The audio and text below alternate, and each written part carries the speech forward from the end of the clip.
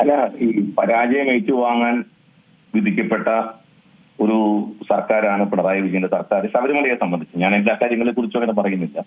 ശബരിമലയെ സംബന്ധിച്ച് നിത്യേന പരാജയങ്ങൾ ഏത് വിഷയത്തിൽ തൊട്ടാലും പൊള്ളുന്ന അനുഭവമാണ് ഇടതുപക്ഷ സർക്കാരിന്.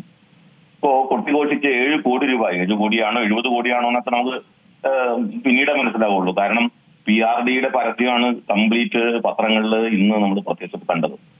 എത്ര കോടി രൂപയുടെ പരസ്യമാണ് അത് കൊടുത്തിട്ടുണ്ടാവുക എന്നുള്ളത് നിങ്ങൾക്കറിയാലോ, നിങ്ങൾ മാധ്യമങ്ങളാണ്.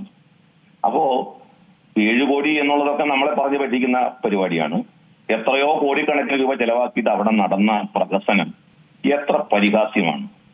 ഇത്രയും കോടിക്കണക്കിന് രൂപ ചെലവാക്കിയിട്ട് എത്ര പേര് പങ്കെടുത്തു അവിടെ?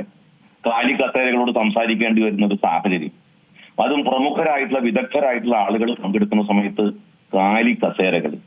സെമിനാർ ഈ ചർച്ച ചെയ്ത് ആളുകൾ അഭിപ്രായം സ്വരൂപിക്കും, മാസ്റ്റർ പ്ലാൻ എന്നൊക്കെ പറഞ്ഞിട്ട് എന്ത് സംഭവിച്ചു അവിടെ?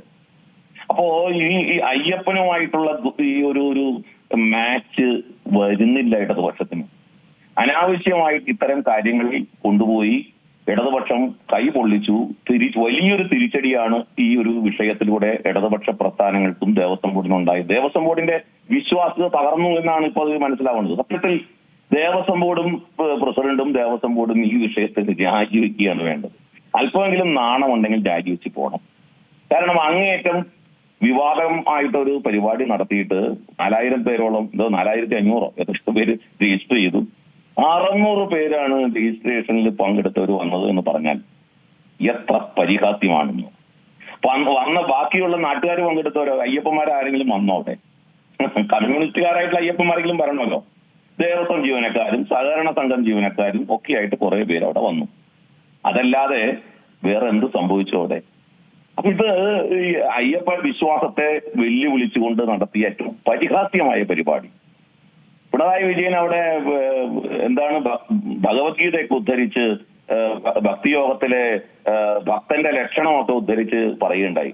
ഭക്തിയും ഭക്തനും ഒക്കെ ഭക്തന്മാർ നോക്കട്ടെ. ഒരു കമ്മ്യൂണിസ്റ്റ് മുഖ്യമന്ത്രിയാണല്ലോ പിണറായി വിജയൻ. ഒരു കമ്മ്യൂണിസ്റ്റുകാരന്റെ എന്തെങ്കിലും ഗുണങ്ങൾ മുഖ്യമന്ത്രി എന്നുള്ള നിലയ്ക്ക് അദ്ദേഹത്തിന്റെ ജീവിതത്തിൽ ഉണ്ടോ?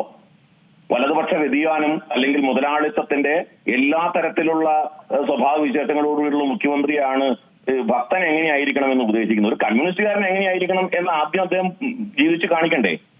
ഒരു കമ്മ്യൂണിസ്റ്റുകാരന്റെ വല്ല ലക്ഷണമുണ്ടോ? എന്നിട്ട് വേണ്ട ഭക്തന്മാരോട് ഭക്തിയെ കുറിച്ച് ഉപദേശിക്കാൻ. അപ്പൊ ഇതൊക്കെ കാപട്യമാണ്, സമ്പൂർണമായി കാപട്യം. ആ കാപട്യം ജനങ്ങൾക്ക് ബോധ്യമായി. അതുകൊണ്ട് ജനങ്ങൾ അതിൽ നിന്ന് കിട്ടുന്നു.